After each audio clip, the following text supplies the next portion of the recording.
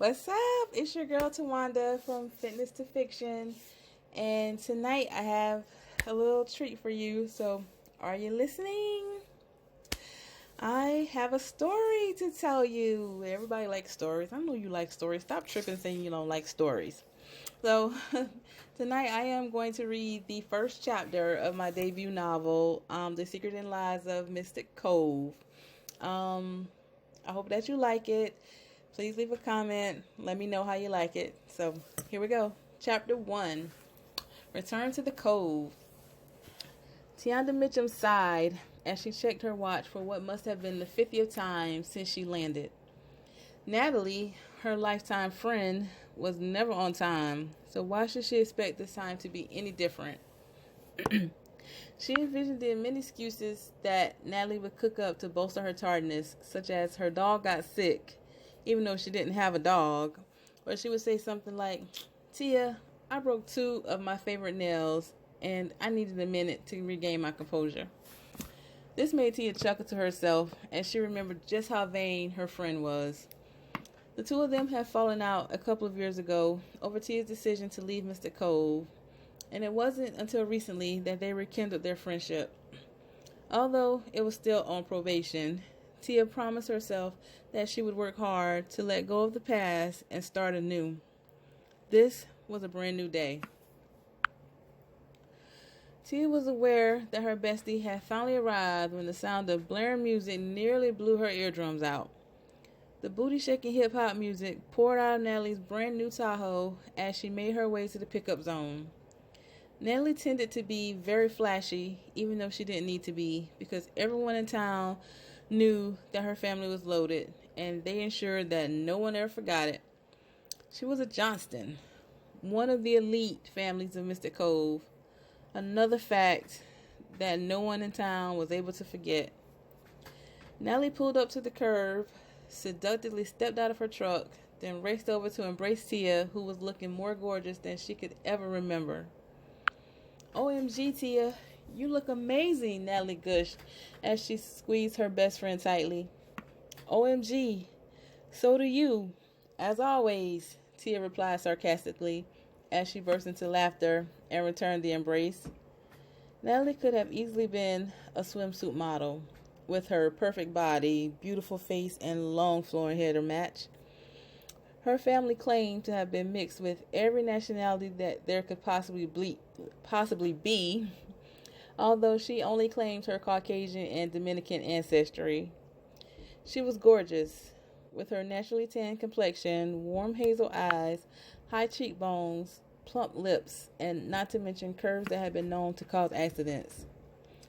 Her physical beauty was so luminous that although Tia loved her friend, she often found herself being jealous of her.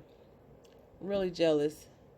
She had been told that she was equally beautiful by others, but she never felt adequate in comparison to Natalie. The two girls loaded Tia's bags into the truck and rode off towards Natalie's glorious condo. Natalie glanced over at her friend, admiring how strong she looked.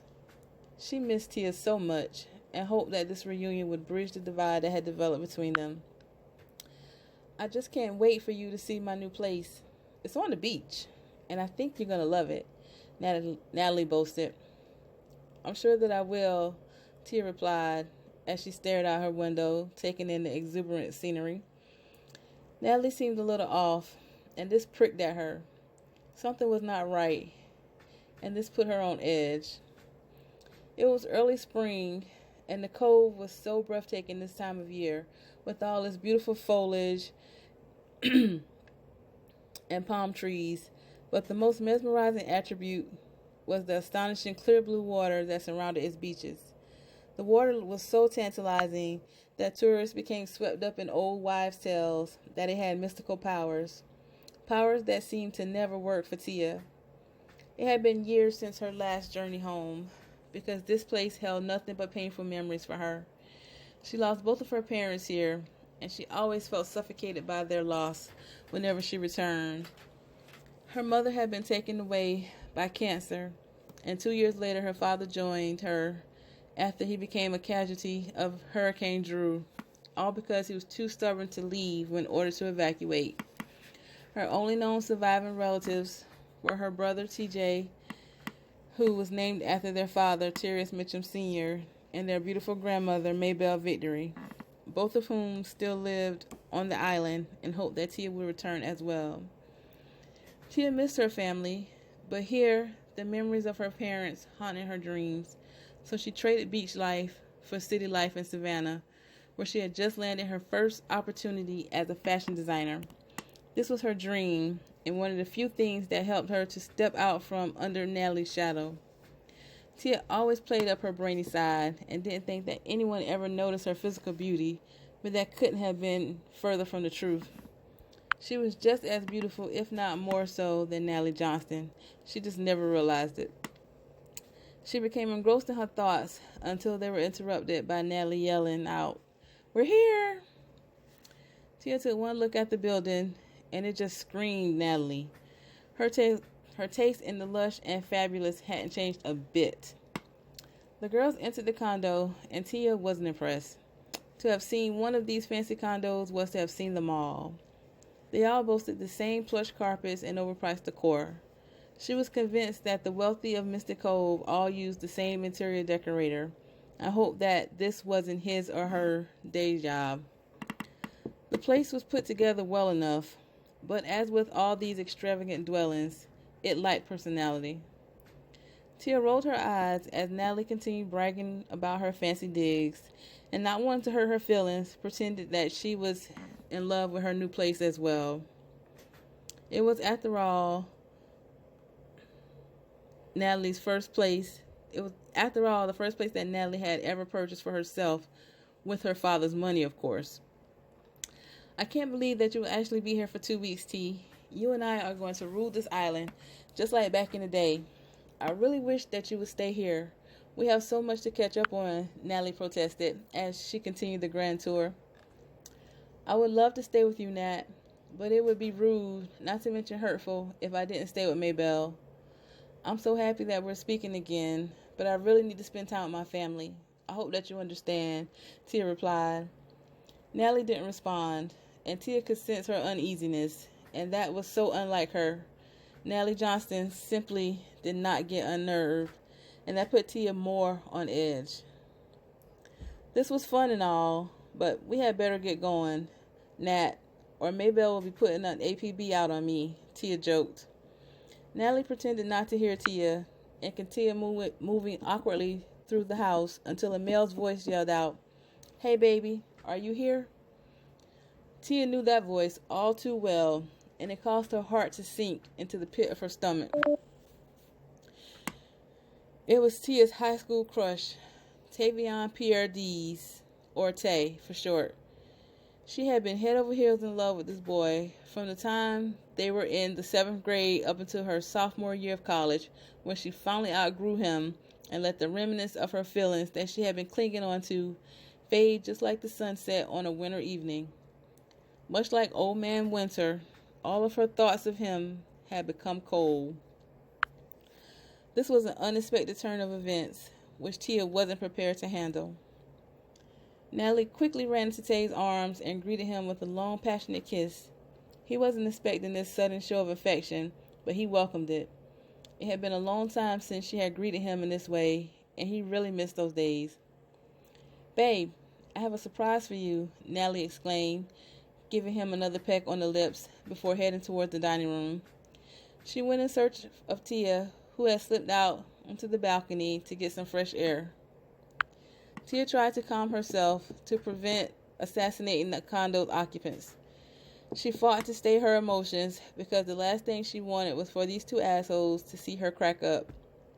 Tia knew Natalie to be a selfish bitch, but she never would have imagined that she would do this to her. Tia had been Natalie's only female friend for a long time because other girls couldn't stand her spoiled and selfish ways. She recalled all the fights that she had been involved in on Natalie's behalf and how she went to bat defending her for Natalie to turn around now and stab her in the heart. She was on the verge of a breakdown when she heard Natalie yell for her. "Tia, where in the hell are you?" Tia walked into the dining room, Tay walked into the dining room, hoping he hadn't heard Natalie correctly when she called out Tia's name. He froze in place when the exotic beauty came in from off the balcony. After all this time, he couldn't believe that Tianda Mitchum was standing only feet away from him. "Look at who I found, baby," Natalie exclaimed nervously. She wasn't sure how Tia would react to her date and Tay, but remained hopeful that she would be understanding about it and act like a grown-up. Tia was devastated, but she was too proud to let them see her sweat. "Wow, so the two of you are a couple.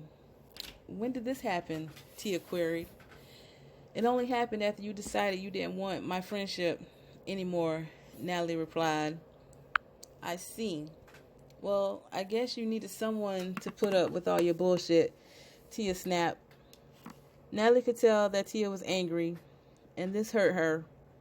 She realized this may not have been the best way to spring her relationship with Tay on Tia, having known how her old friend once felt about him. She was upset that her so-called best friend couldn't move beyond past rejections and be happy for her. She then decided it was time to take Tia where she needed to go, but not before giving her a piece of her mind. "I'm ready to take you to Maybelle's, but let me be clear about something first. I'm not apologizing for my relationship, Tia, and it is childish of you to expect me to. You are my best friend, and I expect more of you than this. Now, with that being said, let's just go," Natalie barked as tears swelled in her eyes. Tia was dumbfounded by Natalie's lack of empathy. She never thought Natalie would do this to her, not to mention trying to make her out to be the bad guy. "Why would I expect you to apologize, Nat? You never took responsibility for your actions, no matter how much they hurt other people. Why should this time be any different?" Natalie was about to respond to Tia's unjust judgment of her when Tavion intervened. "Look, the two of you are best friends, and you love each other, whether you want to admit it or not. So just stop this before one or both of you say something that you can't take back," he said as he tried to comfort Natalie. This drove the knife deeper into Tia's heart, causing her to storm out of the apartment in a tear-blinding fury. She was so angry and hurt that she left all of her baggage behind as she began to walk back towards town. Her heart was broken in two, and she wanted to go home. She called Shawnee Johnston, her future sister-in-law, who just so happened to also be Natalie's first cousin, for a ride, and asked if she would go to retrieve her luggage from Natalie's place. When Shawnee pulled up to the diner, she could tell Tia had been crying, and she knew better than anyone the heartache that Tia was experiencing. She knew that there was no comforting words that would take away the pain and humiliation Tia was feeling, but she brought a little ray of sunshine with her that would definitely brighten Tia's day. "Hey, boo," Shawnee yelled out to her soon-to-be sister-in-law when she pulled up. "Hey, Shawnee," Tia grumbled before screaming in delight at the sight of the beautiful little girl in the back seat.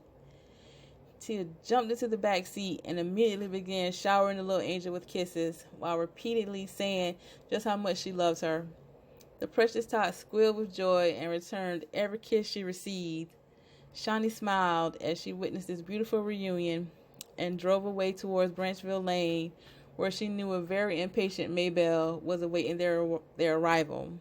The prodigal granddaughter had returned.